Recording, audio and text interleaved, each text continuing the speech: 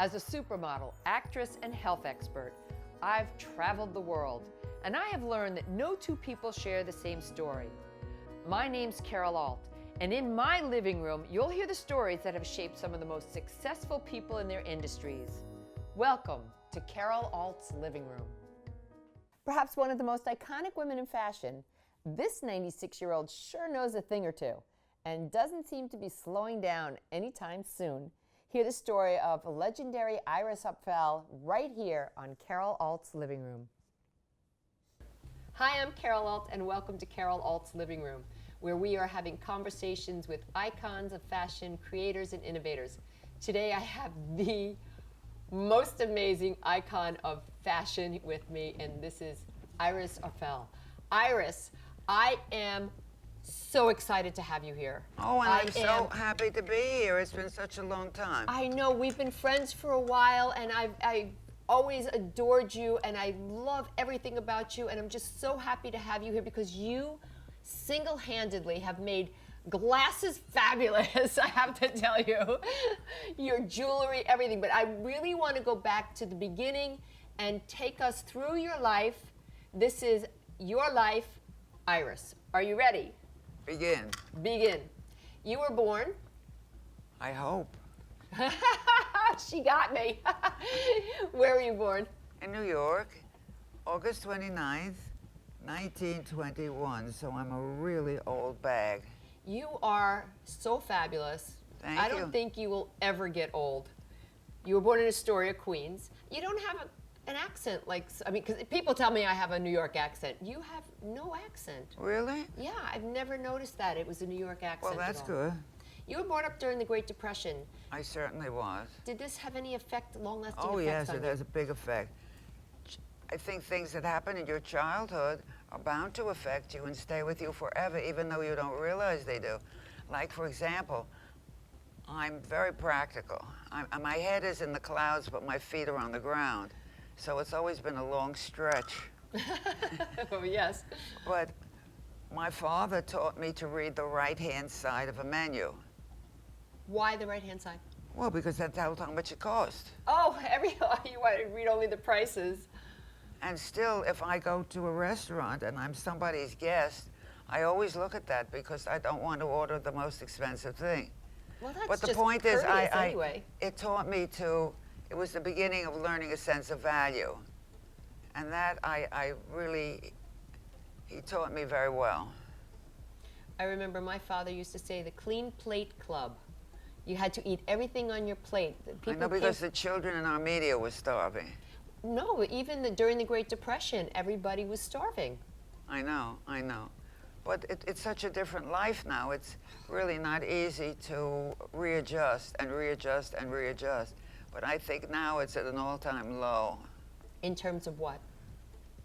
Civility, Definitely. manners, morals, and all the important things in life.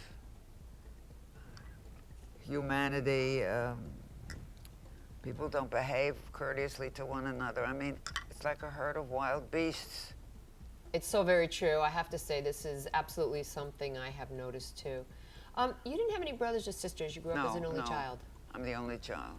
Did that affect you at all? Did you ever want brothers and sisters? As a child, I was very happy. I remember once my mother asking me if I would want to have a little brother, and I say, no, I'd rather have a little dog. Oh, no, brother, I want a dog. No, I love animals. Oh, yes. And I really didn't find a need for a companion. I've always been surrounded by family. I mean, we don't have a big family, but it was very close, and a lot of love, so I didn't find the need for it. I suppose now I would really love to have a brother or a sister. That I feel a lack. Really? Yeah, I could understand that. What did your father do? Oh, he did a lot of things. My father was really a kind of Renaissance man. He was the only person I ever met who was intellectual and street smart at the same time. Oh, interesting. He was really quite unusual. He had some few weird ideas, but it took me a long time to understand him. But once I did, it was a great gift. Did your mother work? Oh, my mother was really extraordinary because, remember, I was born in 1921. Right. She was married in 1920. She was in law school at the time. I mean, she not only went to the university, but she went to law school. And she had to stop because she was very pregnant with me. She wasn't allowed to go to school because she was pregnant, No, or no, she just didn't want to? I guess the doctors told her she had to stop, whatever. I don't know why, I never asked. But she never got her degree, but she did have all the training. Well, my father had all kinds of degrees. He didn't practice any of them, but he had them all. He was a collector of degrees. Why? And you went to school to study art Well, history? I've been in art school since I'm 5 years old. Really? Yes, my grandmother used to take me every Saturday up to Heckscher Foundation. Okay, yes. And I even was taken to, I think I'm the only child they ever let into the Art Students League. Oh, that's awesome. I remember it was a Saturday class, and they took me into, they were doing life drawings, and there were nude models. And you were a child. I was a child. It was a very profound experience. I guess a little shocking too, right? Yeah, but I think it taught me to just take everything with a grain of salt, you know, and act very... But this is actually a great characteristic you have. Every time I see you, nothing phases you. It's really fabulous. So you studied history and art, but you became a jack of all trades, really. Well, jack of all trades, a master of a few, I hope. I think so. I've never had a business plan, so I just took advantage of opportunities. And if something came along and I thought I might be able to learn how to do it, I just jumped in and did it. And sometimes it worked, sometimes it didn't, but it worked more often than it didn't. I have to stop you a second. I think my cat is loving your bag. Oh, You see him over there? He's sitting by your bag. oh, he probably thinks it's a He thinks it's another cat. long-departed friend. You started working, was your first job at Women's Wear Daily. Right. What did you do there? I had a job that I don't think exists anymore, because at that time, Women's Wear Daily was down off Fifth Avenue on maybe 13th or 12th Street. Okay. And it was a kind of ramshackle old building, and it had a few, I don't know, 2 or 3 stories with rickety stairs and a few pneumatic tubes so that editors could pass information. Well, we have to explain what pneumatic tubes were. Oh, because yes, for will you do people- that? Yeah, so that was actually where you put something into a capsule and you dropped it into a vacuum tube and it sucked it through and it got it to another office very quickly. And that was the original fax machine. That's right, that was high tech. High tech. So you But- had the pneumatic tubes. But it wasn't enough because the editors were always scribbling to one another. So I was a copy girl. And a copy girl had to take papers and drag them wherever she was told to drag them. So I was up and down the steps and up and down the steps and up and down the steps. And all for the magnificent sum of $15 a week.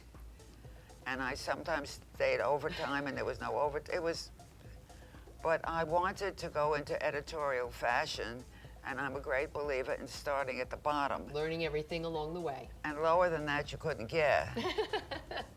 So I stayed for, maybe 6 months, and being very bright, I observed that the largest part of the staff were female, and they were all of an age where they were too young to die and too old to get pregnant. So they never take They were a leave. never going to leave. Never going to leave, and I'd be stuck there forever going up and down the stairs. And while it saved me the price of a gym, I didn't think it was a happy future, so I left. And you jumped to interior design. Eventually, I mean, there were some things along What the did way. you do along the way?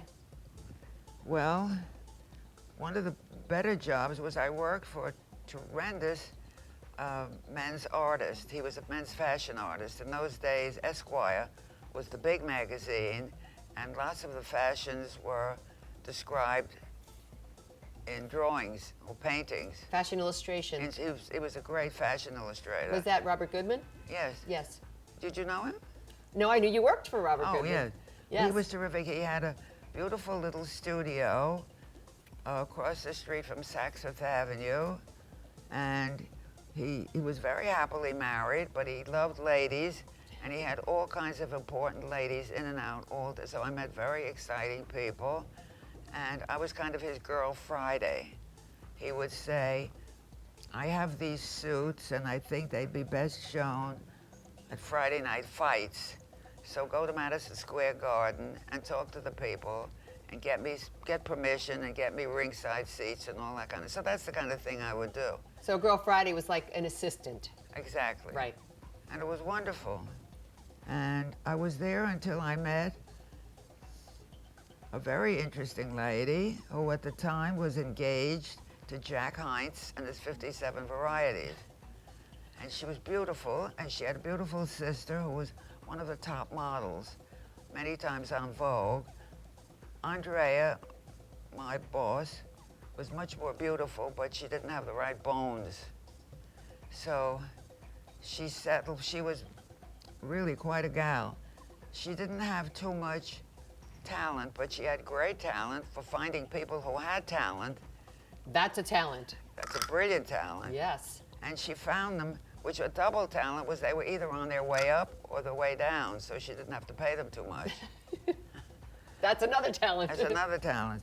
And then she had the best talent was to get a fella who could be a sugar daddy. That's a And wonderful talent. And he was, and I'm sure it was he who provided funds for her to be able to go into, oh, I'm sure your audience won't remember this, but there were two divine buildings right near Grand Central. One was Louis Sherry, was big caterer, and the other one was called the Marguerite. They were French-style houses, and they had living space. And she would go in and buy a floor or take a long-term lease and say, I'm going to do this apartment for a producer from Hollywood who comes here once a month. I'm going to do this apartment for a very, very extravagant kept woman. I'm going to do this apartment. And she would rattle off role models. Well, not role models, but characters. Yeah, characters. And we were charged, well, I wasn't doing it at the time, but the staff was charged with creating a proper atmosphere. It was a very interesting time because the war was on, and you couldn't get furniture or fabric very easily. So everything had to be very creative. And this staff was top drawer for that. They would go down to the Bowery and find old columns, for example, and that was the beginning, and then chop them down, and then get big, thick plate glass tops and make beautiful coffee tables. Right. They were the first to use chintz instead of damask. What were On chintz? a very posh sofa, printed chintz, because you could get that more easily. Oh, really? They did all kinds of things, and I found what her biggest coup was to make, she decided it would be very advantageous if she could get people like Pittsburgh Plate Glass, Sherwin-Williams Paint, to give her money so she could make a kind of documentary which could be shown through women's clubs, home economics classes, Right. about what you could do with home furnishings when there were no things to buy. What an amazing idea. Well, she did that. Right. And she was able to do that very well because of Jack's advertising So she was capabilities. sponsoring. She was getting sponsors. Yes. I mean, way back then. Way back then. And so everybody was very nice to her because they wanted more access to Mr. Heinz. Exactly. Anyway, it was all a win-win situation. And she needed somebody to write the script for this production. So I was writing that. I wanted to write then, and one thing and another, she weaned me away from Mr. Goodman. And I went to work for her. And I was fascinated by all the work that they were doing. And I got friendly with the staff. And when I was finished with the film, I thought it would be wonderful if she would take me on and I could work with the staff. And so she asked them, and they said, oh, yes, bring her along. So I joined, and I learned a lot of stuff, and it was wonderful. I had a great time.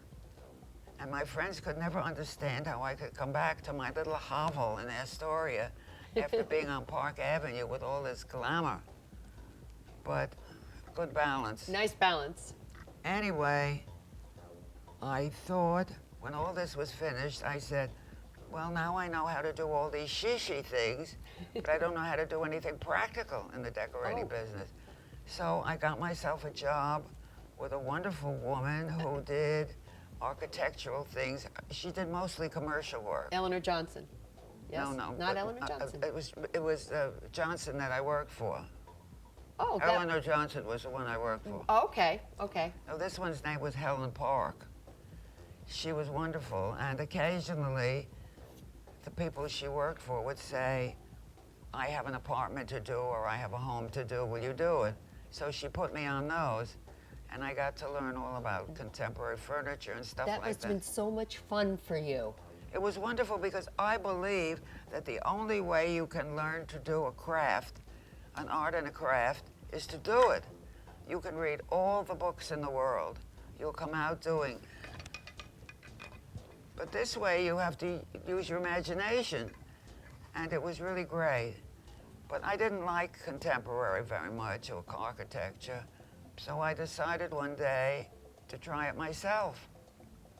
And then in the middle of everything, I knew there was a resort in the Catskills, the Borscht Belt. I guess, I don't know, can you? I remember the Borscht Belt. But I don't know if your audience will. Well, it was where all the New York Jewish people who went for the weekends and their vacation was up to the Catskills in that area. They But called when it the war Borscht Belt. came, it was no longer just for New York Jews. It became a national spot because people couldn't travel. They couldn't go overseas, and traveling was difficult. So people came from all over the United States, and it was quite a place. Grossinger's was, I think, the queen of them all. Yes. And I knew the Grossinger family. And one day I got a telephone call saying, you know, we run a newspaper here, and the person who does it has to take a leave of absence for at least a month, and we wondered if you would like to come and take her place. So I thought, wow, that's Well, why fun. not? So I went, and one thing led to another, and they liked what I did very much, and they asked me to stay on. So I stayed there during the war, and it was really like living in Shangri-La. Really? How many years did you stay there? Well, I guess it was about almost 2 years. 2 years. Everybody who was anybody in the arts, in the fashion business, everybody came there, so I met all kinds of people. And I didn't have a huge budget at the time, so I had a lot of clothes, but I learned how to mix them and match them, because I wanted to make a lot of outfits. Right. And everybody admired what I wore. And so when that stint was over, when the war was over, I decided I would try my hand at decorating. And I got quite a few jobs from people I had met there. I think they had so much blind faith how they took me on. I mean, I was really a kid, but I guess they figured if I knew how to cover the bod, Yeah. I would know how to cover a room. If you could dress with style, you could dress a room. So that was how I went into the decorating business. When did you meet Carl, your husband? I met Carl in '47. It was the first time I had made enough money to take a la-di-da vacation. So I went to, what was the name of the place? On Lake George with a friend of mine. And we got up there, and my friend saw Carl on the premises. He was having a holiday. He knew her through whatever, and he introduced us, but we didn't spend any time together. He was very busy with a pretty young lady whose father had a nice boat, and they were out on the boat every day. But he did tell my friend that he thought I would be a stunning girl if I would only go and have my nose fixed. What? So I said, you can tell him, blah, blah, blah. And I dismissed him from my mind. And I guess it was in September. I'm a great believer in fate. Yes. I think everything is written down, and sooner or later it works. I got a telephone call, and it was Carl. And he said, "Oh, that was a stunning outfit you were wearing today." And he described everything from top to bottom. And I said, "Where did you see me?" Well, it was so funny. I had an old beau who was at the time working at Neiman Marcus. He bought all the haute couture for Neiman Marcus. Those were the days.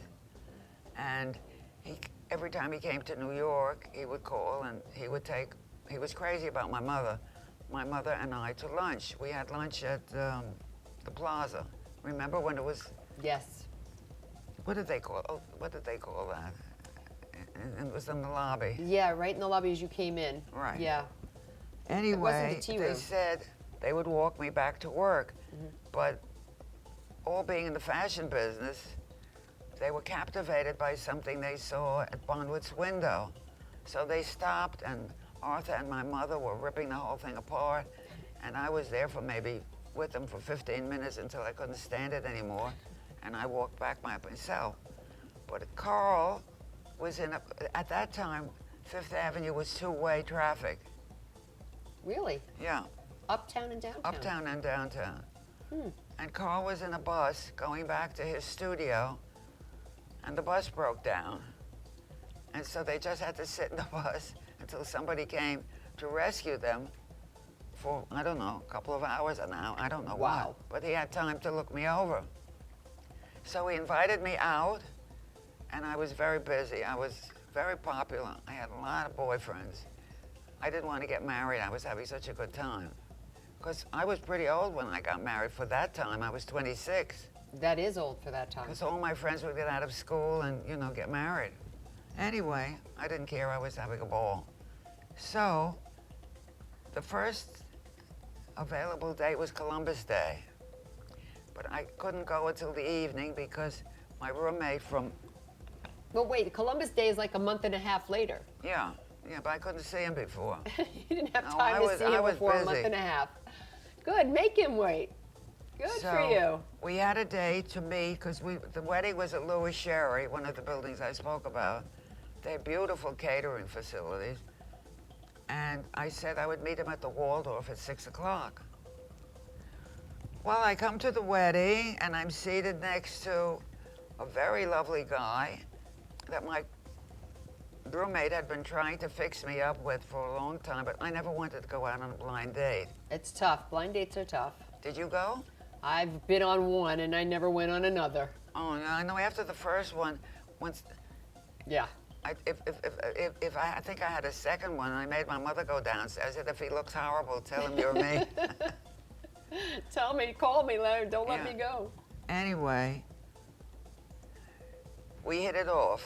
Oh, that's good. And before lunch, he kept inviting me out to dinner. And I kept saying, I'm so sorry, but I have a date, I can't go. Well, he was knocking me out. So finally, in desperation, I said, okay, I just won't show up. And I was going to do that until the clock struck 6. And I don't know what came over me. It was like I was going to turn into a pumpkin. I said, oh, I gotta go. And I ran off. It was my first date with Carl. That was Columbus Day. Thanksgiving, he proposed. Christmas, I was blinged. Washington's birthday, we were married. And our honeymoon was over on St. Patty's Day. Wow, that was a real succession of happenings in your life. Right, all on holidays. You know what's so funny is you and Carl, because I met Carl with you once, were very much alike. Very same sense of humor, very same sensibility.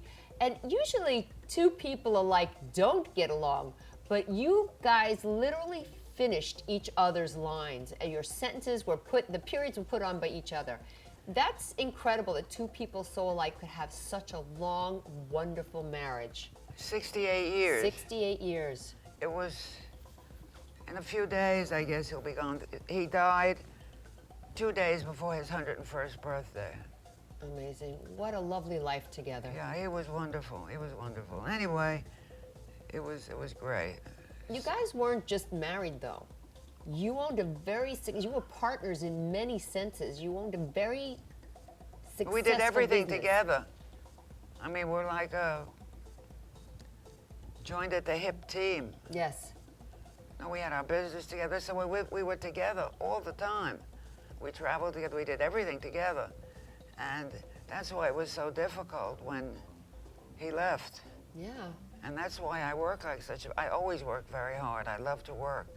But that's why I work like a crazy person. Because at the beginning, it saved my sanity. Right. I mean, being practical, I figured out that if I stay home and cry all day, it's not going to help him. And it's going to make me crazy, and he wouldn't like that. Absolutely. And the man upstairs was very kind to me and sent me all kinds of interesting projects to do. And so I just kept thinking of those and nothing else. And I like it. I love it. I've never seen anybody who A, works like you and has the passion for everything they do like you do. But I want to talk about your company with Carl. So you guys get married, and by St. Patrick's Day, and your honeymoon's over, and then what happens? Well, then we came back to New York, and he was working. By the way, where did you take your honeymoon? At Palm Beach. Great. 70 years this year. Such a different How place. has Palm Beach changed? Yeah, I was just going to say. Oh, my God. You can't believe it. What hotel did you go to? It was called Palm Beach Hotel, which still is there. It's kind of a dump now. Oh, really? Okay. But it was a really swinging place. It was a lot of fun. They had the hotel, and then they had a beach club about 2 blocks down on the ocean. And we would go there for lunch. And sometimes after lunch, if we wanted to go to Worth Avenue, which is the shopping street, kind of a small rodeo drive, at least it used to be, we would go back to the hotel, shower, put on a silk dress, a straw bonnet, white gloves, and order an Afromobile. Afromobile. That was a big wicker, like a big sitting chair with a motorcycle attached, and a very elegant gentleman, an African American, who wore a straw hat, and he would pedal you down to Worth Avenue. Kind of like our little guys on the street here that they ride their bikes and except these were clean and elegant and an Afromobile. Wow. It was really terrific. It was so different, so different. The shops on Worth Avenue were all very elegant, very one of a kind, very creative. Now, like every other shopping street, it's corporate row. They were all homogenized now, Everything of is course. Yes. so homogenized. So life was very different. You wore gloves. But you swing with it. You swing with it. You don't have to like it, but you got to swing with it. So when did you guys decide to go into business together? Who brought up that bright idea? Well, my decorating business with Burge. He was doing very well. And I was doing this big, beautiful place on Long Island, and I got it into my head that I needed a particular fabric. The fabric didn't exist, but I'm like a dog with a bone. When I want something, I want to get it. So I tried everything and everybody. Then I remembered that I had gone to school with a young lady whose father had come over from the south of Italy, and he was reported to have been a textile genius, and he was. He came over with some hand looms and set up a small business in Paterson, New Jersey, which was the mecca for silk in those days. Okay. And he wove for Scalamandre and a few of the important Antiquaire. And he finally figured out how to take some jacquard looms, take them apart, put them back together so that they would look like they were the finished product was look as though it was hand loomed. Oh, wow. It was terrific, but there was no production. You could eke out about 5 yards a day, which was great compared to a hand loom. But, sure, but not enough. I mean, you really. can't make any money that way. Anyway, I ran into this girl, as luck would have it, and I told her my plight, and she said, well, if you have a design, why don't you go to see Papa? He said, if I like the design, I'll make it for you. He was able to do small quantity. So we fell in love with the design, and he made it, and it was a big sensation. So he said, oh, I like this. Do you have any more designs? I said, oh, yeah. So I brought some more. And I did something that was very interesting. We used to do beautiful silk woven panels with borders at the bottom. They were very unusual. Anyway, one thing led to another, and he said, you know, I'm sick and tired of working for all these other fabric houses. I would like to go into business myself. Would you like to come into business with me, with your husband? He can run the business, you can do the designing, and I'll do the production. So I said, oh, that sounds like fun. And I went home all excited and told Carl. And he said, that's great, but how are we going to eat? So one thing and another, we worked it out, and we decided to go into business. And it was very small at the beginning, and we did all custom work. You know, we had the patterns, and you could come and choose. We couldn't afford very much, but I thought it would be nice to be in the center of the antique world. And in those days, 57th Street had all the great antique shops. Yes, they did. We couldn't afford very much, so we found it was the top floor. It was a 4-story walk-up, which was like 8 stories, because they were very high ceilings, where the Galleria is now. So I took it, and I furnished it with some antiques, and we showed the fabrics out of an armoire. It was very European. And we didn't have any money for PR or anything, but I don't know, somehow. Word of mouth. Word of mouth. The ladies who Great lunched product. found out about Yeah, it. but great product always speaks for itself. You know that. Right, and so they told their friends, and they would come trucking up the stairs after lunch on their little high heels. Sweating by the time they get to the top floor. They were like half dead, and so they usually bought something or told their friends about it. The only one who got up with grace was Mrs. Marjorie Merriweather Post, because she wore sneakers. When she was a little girl, she went round door to door with her father in the cold Middle Western winters selling postum, and she had frostbitten toes, so her feet always hurt. Wow. And unless it was absolutely mandatory, she wore sneakers. So she could lope up and down the stairs, and she had a fine time. She was a wonderful client of ours. As a matter of fact, people may have heard the story before because I tell it all the time. We did a lot of work for her. She had a great eye for real estate. You know, it was she who originally owned Donald Trump's place, Mar-a-Lago. Yes. And she had a magnificent estate in the section in Washington where all the embassies are. And that's called Hillwood. And then she had a place in the Adirondacks. But we did a lot of work for her, and especially at Hillwood. When she was married to, I think it was Davies, I believe he was ambassador to Russia. And they really raped the country. My God, they brought home the most gorgeous rock crystal chandeliers and all kinds of divine things. And many of them were at Hillwood. Anyway, we were doing all the fabric for all the draperies and recovering everything, etc. And one morning, we come to work, climb the stairs. The phone is ringing off the hook. So I picked it up, and she said, "This is Mrs. Marjorie Merriweather Post. I am now sitting on top of an 18-foot ladder in my sitting room, observing my draperies that were delivered last night, and I must immediately speak to Mr. Apfel." And I thought, oh my God, there's a tragedy, something's wrong. This was a big order, and we were really counting on it.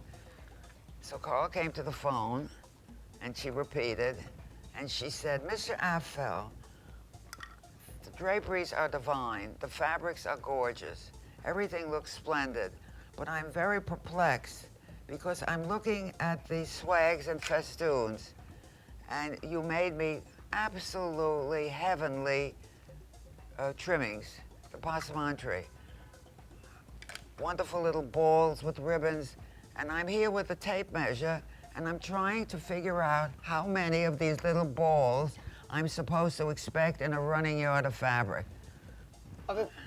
Are you kidding? So my husband was very quick and had this wild sense of humor, and he said, Mrs. Post, every morning I eat your raisin bran. Could you please tell me how many raisins I'm supposed to find in a tablespoon? She said, oh my God, touche, Mr. Apfel. I'm a dippy old woman. The draperies are divine. I better get down from the ladder before I break my neck. Forgive me, I can't help it. This is the way my mind works. Have a good morning. Bye-bye. Wow, Carl was quick. That's amazing. How many years did you own your textile company? Until, I would say, about 52, 90, about 40 years. 40 And years. the Starks, I didn't want to sell it because at that point we were doing very well. And it was a very hard thing because turned out we had to change the whole business around because the unions and the dyers were killing us and we couldn't make anything. I mean, you need production. So we began to go to Europe. And it was very hard to get small quantities because in those days there were not that many, but there were a few big fabric houses like Schumacher and Stroheim and Roman, and they would buy, like of one design, they would buy, you had to buy 5 pieces and a whole bunch of colors and everything. We just couldn't get there. So there was one firm called Brunswick that represented a lot of French mills. And we thought, well, maybe we could do that. But the owner was a war hero, a French war hero. And so he had it really tied up. But we wouldn't give up. We had doors slammed in our faces so many times that we kept going back and going back. And finally, we met some people and we made a dent. And from there, we decided to take the same philosophy to Italy. So we started that way. And then I began to do, I didn't do original designing. I didn't believe in that. We did replicas, not reproduction, but replicas.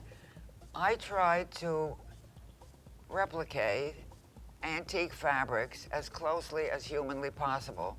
The texture and the color and all that kind of thing. What is you made a specific distinction. What's the difference for you between a replica and a reproduction? Why did you make that distinction? Well, in my head, a replica was a reproduction somehow, your own personality creeps into it. Okay. And it offends me. Young people don't understand the subtleties of the color, and they're too brash or too bright or too big. You know, if it ain't broke, don't fix it. And these gorgeous designs that lasted from the 17th, 18th, and 19th centuries don't need anybody to come and change them. They just need to be replaced. So that's what we tried to do. Got it. So I was constantly on the hunt in museums, flea markets, push carts, sellers, any place I thought I could find some beautiful old fabrics. And that's what I did. And in order to get started, I found a couple of mills that would do smaller quantities, and I would say, look, I think this is a beautiful fabric. Do you? Oh, yeah, we love it. We'll make it, but we can't just make it for you. I said, that's fine. You give me the rights for selling it in North America, and you can sell it all over the world. You don't, right. I give you the right to reproduce it. So that's how we went into business. So your mom was living in Palm Beach at the time. How old was she at that point? Do you remember? Let me see. I have to do arithmetic. Uh-oh. But I can tell you that she... More or less. Let me see. It was 92 when we sold it. How many years ago was that? That is 26 years, 26 years ago. 26 years ago. And her birthday is coming up, and she would be... Let's see, she died in 98 at the age of 100. All right, so she was, take away 6 years, right, from 98, so she was 92 years old. Well, anyway, she loved it in Palm Beach. Well, it's just great. You come from a very long line of people who live long. Yeah, well, my father died very young. My father did too, but my mom, kicking. Yeah, that's interesting. Kicking butt. My father died in his 60s. Oh, really? Really? Yeah, that's very young. And your mom kept going. Yeah, she kept going. Even to her dying day, she had all the marbles. She was on the phone every day with a broker. She was very hip. It's amazing. She had a scotch Don't tell me a Camel no filter cigarette. No, she didn't. She finally gave up smoking. She smoked like a fiend. But Yet still live to 92 years old. This is incredible health. it's all upstairs. It's all written in a book. It's all written in a book. My mother's birthday is today, just as an aside, so it's... Oh, how nice. yeah. Happy, happy, Mama. Yeah, happy mama. Yeah. Oh, she's a baby. She's wonderful. She's It's so wonderful. funny. Did you have a good relationship with your mother? I'm sorry? Did you have a good relationship with your mother? Oh, yes. I adored my mother. You sound like you did. Do you think you took after your mother or your father? I'm a combination of both. You think? They were very different. My mother was very proper and conservative, and she was interested in what people thought. My father couldn't give a damn what anybody thought. I see more of your father in you than your mother, I have to say. So, I have tastes that come from both Right. sides. But that's So you good. sold your textile in 91 when you didn't want to. 92, we didn't want to, but we had a 3-year You have a better memory than I do, and you just told me. 92, okay, yes. We had a contract to be with the company for 3 years, and they extended it to 5. And then I was there for 18 years. We were there for 18 about. I finally, once I was getting crazy because they didn't have the same sensibility as I did. And they were interested in business and in making it more mainstream. You can't do a big business in the kind of fabric. We were extremely prestigious, and we did very well. But it was a small business, and I didn't care to make a big business. But they wanted a big mainstream business, which they developed. But you have to get rid of a lot of other things to do that, and that didn't make me happy. Exclusivity being one of them. I'm sorry? Exclusivity being one of the things you have to get rid of. And quality and the kind of thing that I liked. So when I got the call from the Met in, I guess it was 04, we did the show in 05, to do the show, it was supposed to be a completely different show, but that was kind of my swan song. I just took a kind of a leave. I still was with the company. I would come for important meetings and things like that, but I wasn't there on a day-to-day basis. But my husband was. He loved it, and all his friends were dying off, so it was a place to go. Right. And the kids just loved him. He was so kind and helpful, and he would teach them things and do them favors, you know. If they got stuck with an order or something, he would call the mill owner, and it was wonderful. So it was a very happy situation. And then finally, that was over, and then he got sick. When did you become a collector? I guess ever since I was born. You started collecting what first? Oh, anything I could get my grubby paws on. Well, was it jewelry? Was it glasses? Was it shoes or antiques? I started, I guess maybe the first thing I remember as a collection was my jewelry. And I remember the first piece I bought. Oh, which one was it? Well, when I was in grade school, I have an insane curiosity. And I wanted to explore Manhattan. And in those days, for 5 cents or a nickel, I don't think you even see a nickel. Do they still make them? I think they do. Not many, but they do. I know when kids see them on the street, they never pick them up. Yeah, they don't even bother to bend to pick them up. No. I still pick up a penny. I do too, but they're good luck. Anyway, I decided I would like to learn about the city. So I decided... You are the only person that he's come to say hello to, Iris. Are you okay with cats? Hi, how are you? Oh, pussycat. He's beautiful. Is it he? It's a he. Oh, how old are you? He's about 4. Oh, he's a His young birthday's man. the 4th of July. That's when I adopted him. And what's his name? That's Sammy. I'm sorry? Sammy. Sammy? Sammy. He's a beauty. He always seems to like bust into. It's actually the first interview he's busted into. Well, happy to have him. Happy to have him. I think it was your bag, which we'll get to. Of course. Yeah. Well, that was rude of you. I thought it was my charm. Well, I mean, the bag first brought him over, but he No, came up on the I knew he table was coming. to see you. He has a thing for the bag. I understand. But then he passed the bag and came up on the table, blew past me to say hello to you. It was very nice. He's beautiful. Yeah, he's very. Where did you get him? I rescue animals. So That's good. Very noble. He's a rescue. Yeah, I raise money for animals on death row. That's what my passion is. Outside of doing things like this. Oh, I'm involved in a lot of guiding eyes for the blind. I think it's just. I do Lighthouse. So yeah. I used to do Lighthouse, but the Lighthouse here has just gone to pot. They don't do anything. Oh really? To waste. I'm glad you told me. I will check it out now. Check it out. Yeah. So But- let's get back to your jewelry collection because you Oh, have and anyway, a massive... I have to tell you this because Yes. every Thursday afternoon, I didn't have very important classes, so I didn't go to school. I would walk down to the elevated line in Astoria, and for nickel, I would each week I would do another section of New York. You know, like Yorkville, Chinatown, Little Italy. Little Italy. Chelsea. But I fell madly in love with Greenwich Village. It was very romantic. It was still the vestiges. Maxwell Bodenheim was still around, and it was very interesting. And so I kept going back and getting to know it really well. And there were wonderful shops. There was one place, it was in a basement. It was in a tenement, you know, with the fire escapes on the outside. Right, fire escapes outside. And it was kind of worth your life to go down. And the minute I first went in, I thought, oh my God, I'm in Aladdin's cave. Oh. It was full of all kinds of junk, but you know, I've transformed it. And the owner was adorable. He was about this high. His name was Mr. Darris. He had seen better times. He had a frayed suit,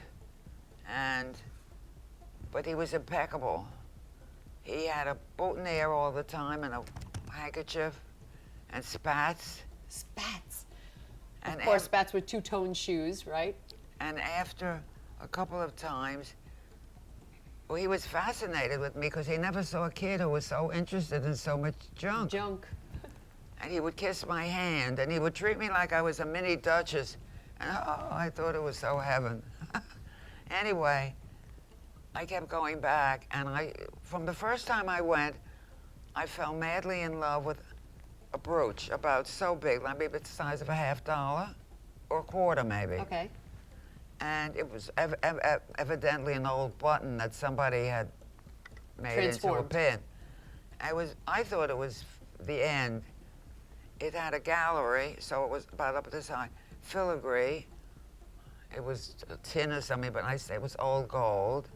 And the top and the sides were studded with mine-cut diamonds in Tiffany setting. And I thought, oh my God, this is the end. If I could only have that pin. But I didn't have any money. So I diligently saved my pennies, and finally I accumulated 65 cents. I'll never forget that. And I carried it like this, and I went lickety-split right to it was miraculously still there. And of course he said it was going to be like $1.50 or something, and so that was my first haggling experience, and I got it down to 65 cents. Wow. I was so haggled out of excited. I passion. still have it. You still have it.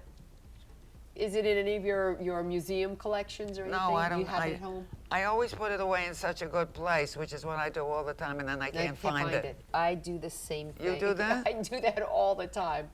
All the time. I say, no, this is really Safe place. Safe place. Then about 12 years later, I fall upon it, and it's Christmas. Right. It's Christmas all over. So that was the first piece that you haggled for, and you bought this beautiful brooch, and you have just gone gangbusters since then.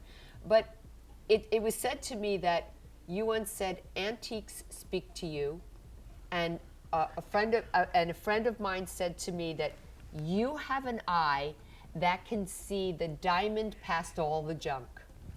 That's true. Because you love doing this. Oh, I love it. I'd rather do that than anything, except rearrange things. I just love hunting and foraging. I think I must have been a hunter-gatherer in another life. I mean, I get no pleasure at all. Believe me, it's not sour grapes. Going to the most elegant shop and sitting on my butt and having a vendeuse come and say, "Oh, darling, this is you." How do you know what's for me? And if I can't find it and have some involvement with... There's no fun in it. There's no fun in it. Right. But you can go from expensive antiques and yet go whoop, right to the cheapest piece of jewelry that turns out to be just a little gem. Well, that's my, I guess, Your my gift. calling. Your gift. I was so excited. Just recently, I don't know if it's come out yet, but I did a whole bunch of stuff for Vogue Portugal. I'm told that's the hot new Vogue, and that Portugal is the hot new country. The hot new place. We just shot there. It's fabulous. Yes. We used to go a lot. It was lovely then. I don't know what it's like now. But It's gorgeous. I'm sure it's still gorgeous. I hope they don't ruin it. Everything gets ruined at one point or Yeah, another. whatever. And then, yeah. So Anyway, I have to tell you Yes. this because they sent a bunch of stuff over for me to Curate. to model. I mean, Right. a 96-year-old model, I think is hysterical. I just laugh and laugh all the time. Anyway, No, they... but you're a celebrity model. It's a little different. Well, I don't like to be called a celebrity Why is that? because so many of them are so peculiar. And there's, I mean, a lot of them are... Iris, you don't think you're peculiar? I think I'm peculiar. I think that's why we get somewhere. I don't mean peculiar pleasant. I mean peculiar... Unpleasant. But I think they're celebrities. How can I put this? Because I don't think they've done anything to Most of them warrant. these days, yes. I mean, they just... Back in our day, you had to work to become somebody. Right. Yes. It was different. But now you do something crazy or you... Yeah, but their celebrity lasts only for a moment. It's kind of like a lot of people come and go. It's very rare for somebody to endure like you did. I think you should own that you are the original celebrity. People come and go. People come I and don't go. know what it is, but anyway, what were we talking about? We were talking about modeling, Portugal, okay. and you were modeling So the they pieces. send over all this haute couture and other stuff, and I couldn't believe it. Some of it was so awful. I was just gonna. No, really. Clothes today are in a very sad state. Oh. You Not agree? your style at all, right? Anyway, they decided that it would be better if I only wore some of them and I used some of my own clothes. Well, they spring this upon me at the 11th hour because I didn't get the clothes until I begged them because they wanted to use my accessories, but they didn't bring them until the shoot. I mean, it's awful the way they do it. Well, but you have so much amazing stuff, many pieces that have been in museum shows. Why would they not just come to you and say, pick your favorite pieces? That's what was arranged. It's always arranged like that, but they never get the clothes in time. So if I don't But see you've the got clothes... amazing clothes. They could just go through your closet. Well, that's what we didn't even have time to go through the You closet. are self-sustained. You can give them everything they need. You are doing museum shows with the pieces. I mean, that's what's so amazing. Your eye is so incredible that now people are coming to you and saying, we'd like to pull and cull these pieces for museum shows. Well, we did that after a while. We combined things. They brought a few interesting pieces as well. So you could incorporate them. But anyway, we incorporated. But I didn't have time. But I did have a rack of clothes that I was reorganizing and whatnot. And on the rack was this dress. And they oohed and they awed and they carried on and they said, whose dress is that? And I said, it's mine. They said, we know it's yours, but who? But who created it? I said, I did. I did. And I told them about home shop. They loved it. P.S. They used this in the shoot next to a $50,000 Chanel couture piece. So it's so funny. This sold for $189. But it's beautiful. I think it's beautiful. It's spectacular. It's made so well. It's made so well. And the choice of fabric, which you are known for, textile, is incredible. It's a beautiful So it's piece. not what you pay. No. I mean, it helps if you have the money to pay for it. Yeah, but And it's, sometimes you know, you it buy saves things a lot and of they're time, horrible. but you can do very well these days. That's why I tell people you don't have to have them, especially young girls. with stores like H&M, Zara, all these other Centuries 21. Century 21, you can experiment. In my day, to experiment was like a fortune. I remember there was a particular dress I had to save and save and save. It was $35 at Best & Company. It was a gabardine shirt maker, and I thought it was so elegant. But you couldn't experiment. It took too long to accumulate the funds to buy it. But here, you know, when we're young and you have a young figure, they don't have to be cut so well or anything, but you get the idea of what's going to look good on you. But you know, as you well know, Iris, it's not actually the piece, it's how you wear the piece that really counts. Oh, it ain't what you do, it's the way how you do it. There's no question about Exactly. that. That's for sure. But you can make an attempt. And a lot of kids don't. They just walk around in a uniform. And I think that's so sad because they're missing so much fun. Dressing can be a very creative experience if you have no other creative outlet. And I think creativity keeps you going. It keeps you from going booby. Booby. I love that word. Don't you think so? Absolutely. You have to have creative outlet or you And can go nuts. many of these people don't. They don't. Well, they have Instagram. I mean, do you see this They stuff live and it's vicariously horrible. through other people. Exactly. And it's so sad. They don't have an inner life. They don't know how to have a relationship. All they know how to do is press buttons. Yeah.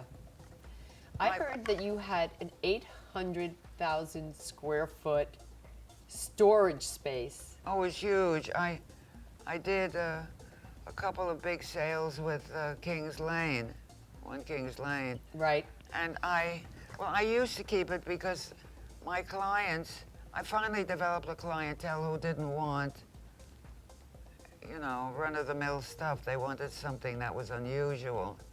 And But they just the amount of time that you must have taken to collect all this, you must be just collecting Oh, all it the time. took forever, but I used to make, in conjunction with the fabrics, I used to bring home 2 40-foot containers a year with antiques. From around the world that you called. Yeah, from wherever we went. And my clients preferred to come to my warehouse and buy things which we could remake and suit to their purposes. I mean, we didn't do that for everything, but it was a big help. Because you can't, if you're looking for oddball things, you don't find them when you're looking for them. You have to buy them when you see them. And everything's become so homogenized, it's almost hard to find eclectic, creative stores and boutiques that are different, that you can buy I things always in. felt that a person's home should reflect the person and not the decorator. This But is so true. many people buy a label. It's like if they buy a designer, they dress the designer head to toe. And I never realized that good designers really don't want that. Because one day, I was wearing a Jimmy Galanos outfit. I mean, he was the end. Do you remember I Galanos? do remember James Oh my Galanos, God. for sure. Anyway, I ran into him and I had changed a few things. And I thought, oh my Uh-oh. God. But he was so delighted. He thought that was wonderful. So that, It showed your personality and your uniqueness. I mean, it's better And he Then- wasn't threatened. than looking like a wax dummy. When your mother passed away, which I'm sorry, I know that happens, but she left you her apartment on Madison Avenue.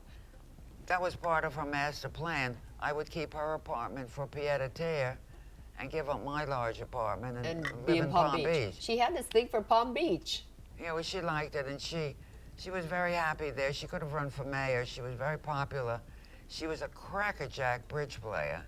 Crackerjack. She used to play twice a day.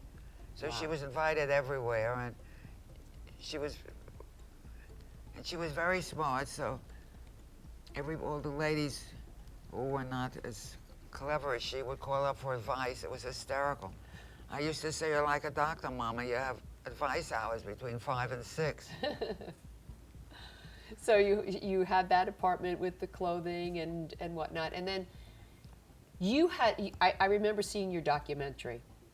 It was a couple years back. So you've done a documentary, you've done a line of jewelry, you've done your clothing on HSN, and now I've done shoes and tell me. home furnishings, and I've done makeup, and I've done I'm doing some glassware now. As a matter of fact, when I leave you, I have to have an interview. It's the second largest glass company in the world. They're out of Turkey. And they hired me first as a kind of a spokesperson. They had a particular angle. And now I'm working on, it's a collaboration because I'm not an industrial designer. But, you know, we come up with the ideas. And right now, they're fixated on doing a glass doll of me. Oh, I don't know how it's wow. going to turn out, but we're working on that, plus a number of maybe a dozen or so pieces in a small collection. But I am having some Barbie dolls. You know about that? No, I don't. Tell me about it. Well, they called me a year or two ago, and I thought somebody was pulling my leg. I said, who the hell wants a 96-year-old Barbie? Anyway, we decided to do it. The dolls are not of me. I'm styling them. They're my look. I'm dressing them, and they kind of they'll have the big glasses Right. and white hair and stuff. We are doing an Afro-American and a Caucasian. And HSN got very interested in the idea of selling them. I mean, not an exclusive or anything, but they're going to sell them. And I said, if I'm designing and dressing the Barbie dolls, why don't we repeat the same outfits so that Mama or Grandma can buy them and they can all have the same?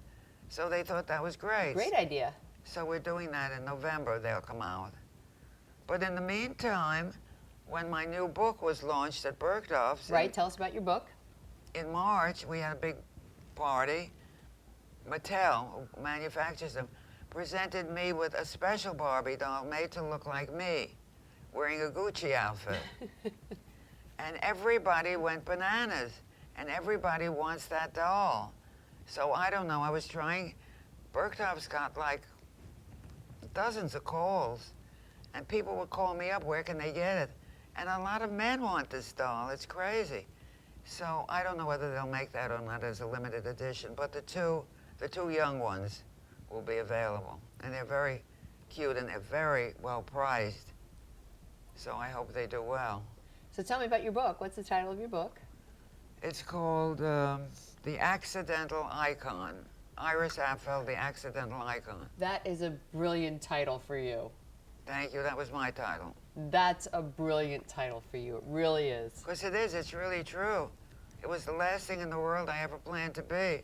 It's so funny. My husband and I used to sit and laugh and laugh. He used to say, you're no different than you were 70 years ago. Now all of a sudden I'm cool, or I'm hot, but it's fun, so. I think that someone who could keep their own personality through all of the influences that are happening around her is cool. Absolutely. And deserves that title of accidental icon. Tell me about your bag. So we brought your bag here, which my cat has fallen in love with. Oh, well, I'm glad the cat liked it. It's been a big hit. It's a bag I did for home shopping. What's it made of? Years ago, it's made of Mongolian lamb, real fur. And we've done it in different colors, and I've also done it commercially. I mean, HSN is commercial, but you know. Right. And it's been very, very popular. I love it. It's an iconic piece of mine. This and a few other things. Yes, you know, I have to tell you, I see many women on the street wearing big glasses with their hair cut like you, and because I'm constantly reminded of you nearly every day with someone who is not a replica, but a reproduction. Uh-huh. Where do you want to go in the future, Iris? Is there anything that you haven't done that you'd like to do? Oh yeah, I would love to go to India, but I guess I'm a little too old for that. Why India? What's in India that... Oh, well, I'm absolutely passionate about Indian jewelry, the old Yes, the Maharaja Mughal jewelry, type all the jewelry. Maharaja stuff. And I love the costumes, and I love the colors, and I love the textures, and I love all the handcrafts. Everything but the food. Oh. I don't like. I Well, used to like Indian food. That just shows how getting used to things can change you. My husband hated it, so we never ate. We would go once in a while, and we would ask for them, please, not so many spices, but their idea of what wasn't too many spices was not for him. And so I've totally weaned off spice, and I can't stand it now. Yeah. You know what's funny is that I shot a movie in India, and curry and the spices and how they use them in India, completely different than the United States. Probably. Tastes so beautiful in India. I mean, they had so many traditions, and Yes. I know I would go bananas, but It's a great country. you know, when you're my age, you have to be careful of what you eat, and I'm a little on the fragile side, so everybody I know, unfortunately, comes back from India, who isn't Indian, comes back with some terrible, No, something or other, right? yeah, something or other, a respiratory thing or a tummy thing, and I'm really afraid to chance it, having had that with a trip to China, so. You know, it's funny, of all the people that I asked if they had not done something in their life that they wanted to do, everybody talked a business thing. And you talked about a travel to a spiritual country like India. Well, I'm not really, I mean, I was thrown into business. I'm not a business person. I don't like business. I know how to do it, but I don't like to do it. I don't like to keep records. I don't like to haggle with people. I mean, I like to haggle in a At a flea haggling market, right? situation. Yeah. But I don't like to cut anybody's throat to make a dozen of this for 25 cents cheaper, you know. That's why I couldn't handle the garment district in my day. It was so cutthroat. It was awful. Well, it hasn't changed much, I've got to say. Well, but it's dead. It's a shame what they let happen to it. Well, there's certainly no creativity. Everybody's afraid to be creative, so they all follow each other. It's, yeah, it's There's no creativity left. none. I don't know why. Well, business has killed fashion.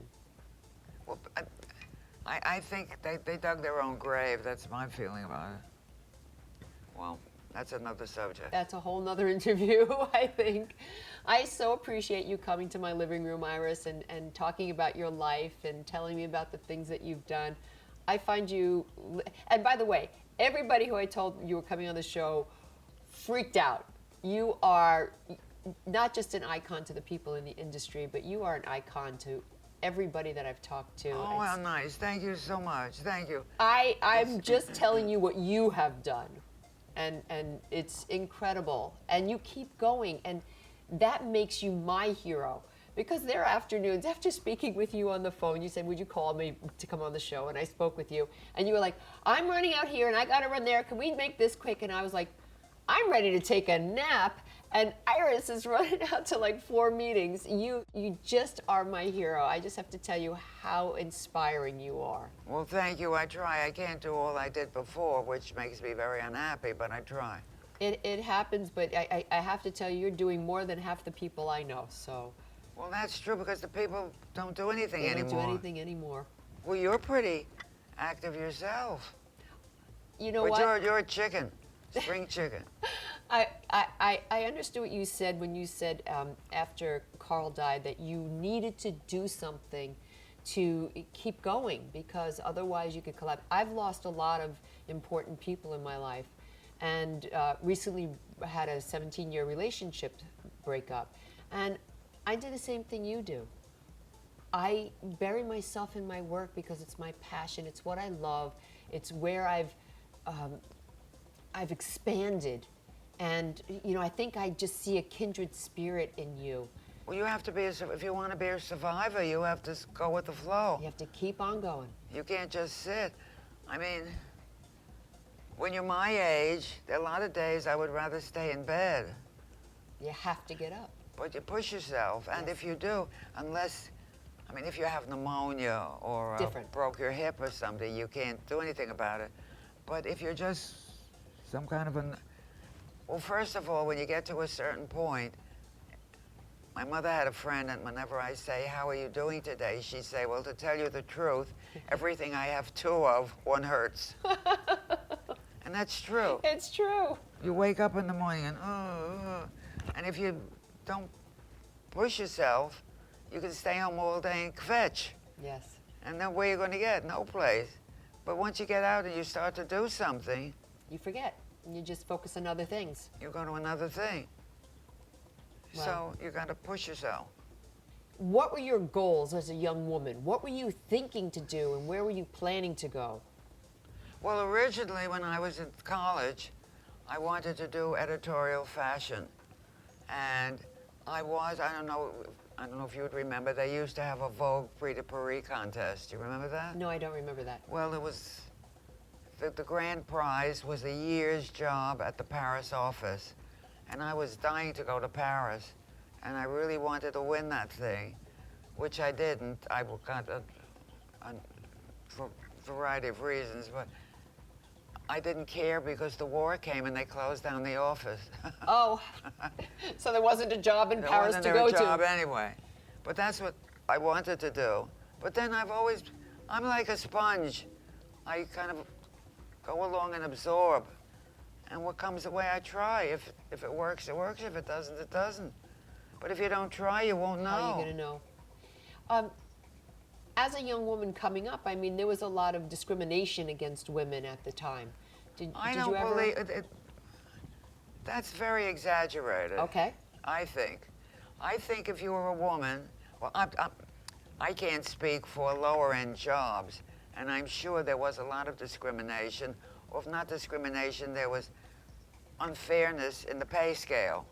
Yes. Because women were getting much less money for the same job as men were. But you were never really an office girl. Like, by the time you started doing your business, you owned a business. But I never felt that I was kept out of anything because of being a woman. Mm-hmm.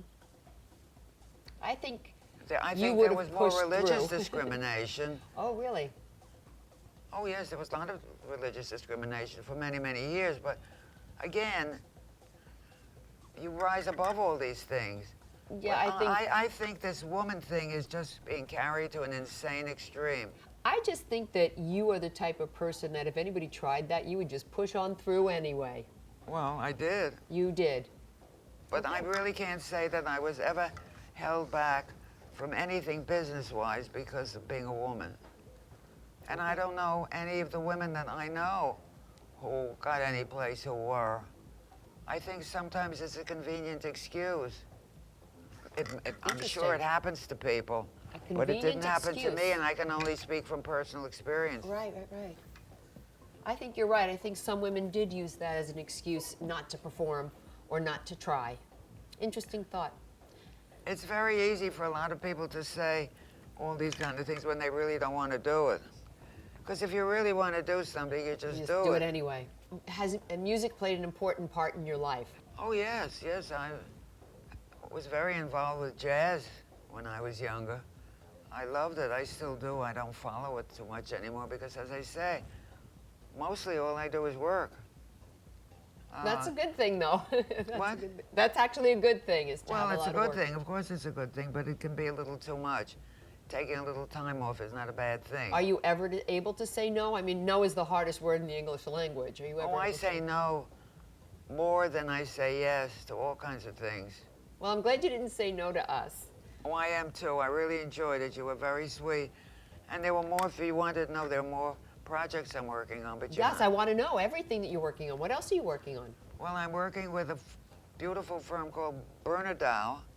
They make porcelains. Yes. And with them, we are experimenting with a line of porcelain jewelry. Oh. But not all, they've made some little things. Right. But these are big statement pieces. Well, I see you like big statement pieces. Oh, you noticed? I just barely. Anyway, I'm doing that. And, oh gosh, I keep forgetting. Oh, and I'm going to start on a small collection of interesting jackets that I think might be fun. I'll just give that a crack. And some interesting evening bags. I'm always doing something. I don't know, when an idea pops in my head. Well, I'm going to tell you something that you might not know that you do. I'm wearing a dress from the Joanna Mastriani line that was inspired by you. Do you remember when we sat next to each other at Joanna's show? Yes, and I remember she did a collection at Lincoln Center. Yes, and this is one of the pieces. Oh, I should only be able to wear a dress like that. Well, it was inspired by you. The whole collection was inspired by you. And I remember sitting next to you when Joanna came out, and she came down the runway and took you from your chair, and you walked the runway with her. I remember. I mean, it has to be an incredible feeling to inspire great genius in other people. Oh, well, it's not great genius. Oh, well, she does a very She good does. job. She's a genius in what she does, absolutely. And you inspired her. Oh, I'm glad I've done this. Someone is doing a jewelry collection that they say I inspired, so that's very nice. But I'm told that I get all these lovely letters, and people come and tell me all the things that I've helped them with, that I've inspired them to do. That's beautiful. Go into business and do this or do that. Have or some courage in their life. change their way of life. The best thing, though, with that was one lady. People would sometimes come and tell me that I changed their life. And I used to say to my husband, I wonder what they mean. And my husband used to say, well, why don't you ask? I said, well, that's kind of rude. I'm not going to ask. Well, one day, I went to a trade show, and a group of women who were selling accessory found out I was coming, so they were all waiting for me in a circle. And they all were very flattering, and I've increased their business by so many percent and this and that. And I was very pleased with that. And then this other woman came, but you did much more for me. You changed my life. And I said, well, what do you mean by that? And she said, well, I'm in an accessory business, and I always felt I had to look a certain way, but I never knew how to do it. And I read all the publications, and they'd say, do this, do that, and I never felt comfortable. And I just decided it was hopeless, but I didn't want to look like everybody else. Then I came to your show. That was when I had the show in Palm Beach. She said, and it blew my mind, and I saw that you could look your own way without looking freaky. And I went home, she said, and I couldn't sleep all night. And I said, oh, I'm just imagining this. So I took the day off, and I went back again, and I verified this. She said, so I'm learning to do it myself. I'm doing it slowly. I buy this, I try that, she said, and it's really working. Sometimes I make a mistake, but it's not a tragedy. She said, but it has freed me up so much.